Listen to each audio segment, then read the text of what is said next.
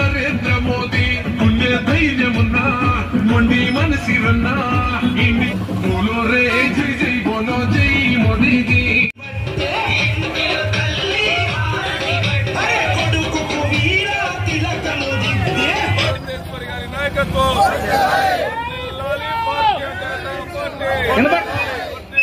Bharatiya Janata party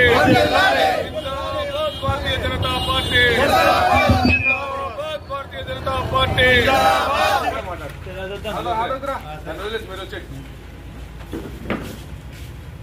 Bharat माता के भारत माता के जय श्री राम जय श्री राम जय श्री राम जय श्री राम जय श्री राम जय श्री राम मोदी गारी नायकत्व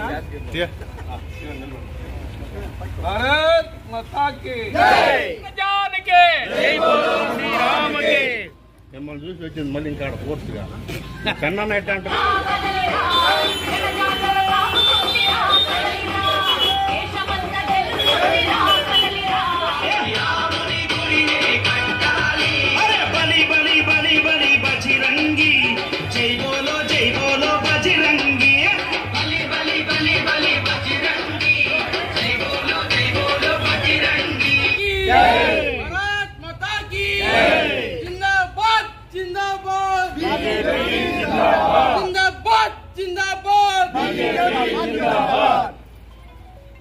भारत माता की जय भारत माता की जय नरेंद्र मोदी गारी नायकत्व नरेंद्र मोदी गारी नायकत्व नरेंद्र मोदी गारी नायकत्व नरेंद्र मोदी गारी नायकत्व बीजेपी నాయకులకి కార్యకర్తలకి అందరికీ ధన్యవాదాలు। ఈ రోజు భారతీయ జనతా పార్టీ ఆవిర్భావ దిన సందర్భంగా తూలూరుపేటలో కార్యక్రమం చేయబడినది। ఈ రోజు ఆర్టీసీ బస్టాండ్ దగ్గర నుంచి పార్టీ కార్యాలయం వరకు ర్యాలీగా వచ్చి పార్టీ కార్యాలయంలో బీజేపీ జెండాను ఎగరవేయడం జరిగింది। ఈ కార్యక్రమానికి మా రాష్ట్ర ప్రధాన కార్యదర్శి దయాకర్ రెడ్డి గారిని ఇన్వైట్ చేయడం, ఆయన చేతుల మీదుగా ఈ జెండాను ఆవిష్కరించడం చాలా ఆనందకర విషయం। ఈరోజు భారతీయ జనతా పార్టీ పుట్టి 45 సంవత్సరాలు అవుతుంది। మా నరేంద్ర మోడీ గారి నాయకత్వంలో భారతీయ జనతా పార్టీ ఇంకా ముందుకు వెళ్ళాలని, మంచి దేశం మొత్తం బీజేపీ రావాలని కోరుకుంటూ సెలవు తీసుకుంటున్నాను। ముందుగా హిందూ బంధువులందరికీ హిందువుల ఆరాధ్య దైవమైనటువంటి శ్రీరాముని యొక్క జన్మదిన సందర్భంగా శ్రీరామ నవమి శుభాకాంక్షల్ని తెలియజేసుకుంటూ ఈరోజు భారతీయ జనతా పార్టీ యొక్క 45వ ఆవిర్భావ దినోత్సవం జరుపుకుంటున్నటువంటి సందర్భంగా ఈ దేశంలో ఉన్నటువంటి 13 కోట్ల పైచీలకు భారతీయ జనతా పార్టీ కుటుంబ సభ్యులందరికీ కూడా పార్టీ యొక్క ఆవిర్భావ దినోత్సవ శుభాకాంక్షల్ని తెలియజేసుకుంటున్నాను। మిత్రులారా, ఈరోజు సూళ్లూరుపేట నగర అధ్యక్షులు అత్తిరాల కిరణ్ కుమార్ గౌడ్ గారి యొక్క ఆధ్వర్యంలో ఈరోజు సూళ్లూరుపేట పుర వీధుల్లో ఒక శోభాయాత్ర, ఈరోజు పార్టీ కార్యాలయంలో జెండా ఎగరేసేటువంటి కార్యక్రమం జరిగింది।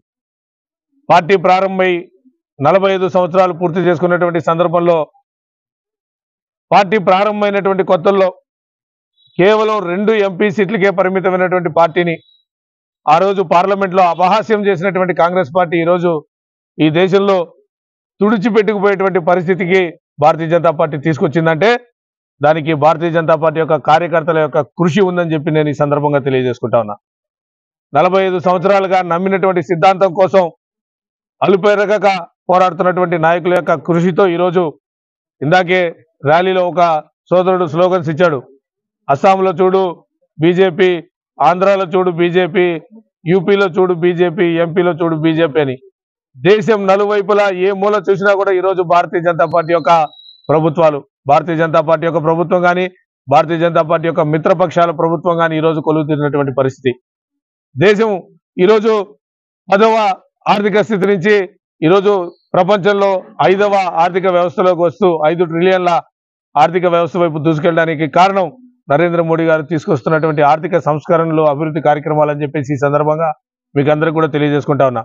ఏదైతే భారతీయ జనతా పార్టీ మూల సిద్ధాంతం ఉందో అంత్యోదయ, ఈరోజు చిట్ట చివరి పేదవాని వరకు కూడా పార్టీ యొక్క ప్రభుత్వం యొక్క సంక్షేమ పథకాలు అందాలనేటువంటి ఉద్దేశంతో ఎక్కడ కూడా అవినీతికి తావు లేకుండా గత 11 సంవత్సరాలుగా నరేంద్ర మోడీ గారు చేస్తున్నటువంటి అభివృద్ధి కార్యక్రమాలు ఈరోజు ప్రజలకు చేరవేత ఏదైతే ఉందో అదే శ్రీరామ రక్షగా ఈరోజు వరుసగా 3వసారి భారతీయ జనతా పార్టీ కేంద్రంలో ప్రభుత్వంలోకి వచ్చింది.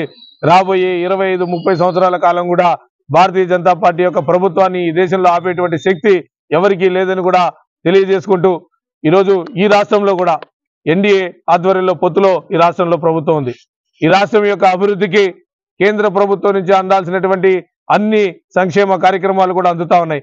ఏదైతే సపోర్ట్ ఈ రాష్ట్రం యొక్క నిర్మాణానికి, అమరావతి నిర్మాణానికి దాదాపుగా 16,000 కోట్ల రూపాయలు ఈరోజు కేంద్రం నుంచి వచ్చినటువంటి పరిస్థితి.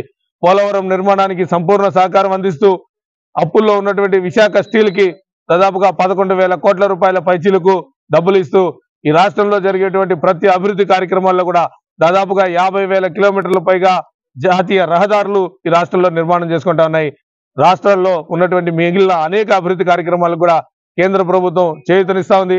ఏదైతే భారతీయ జనతా పార్టీ యొక్క మేనిఫెస్టోలో గతంలో పెట్టినటువంటి అంశాలన్నీ కూడా ఆర్టికల్ 370ని రద్దు చేయడం జరిగింది. ట్రిపుల్ తలాక్ బిల్లు తీసుకొచ్చి ముస్లింల యొక్క జీవితాల్లో, మహిళల జీవితాల్లో వెలుగు నింపడం జరిగింది.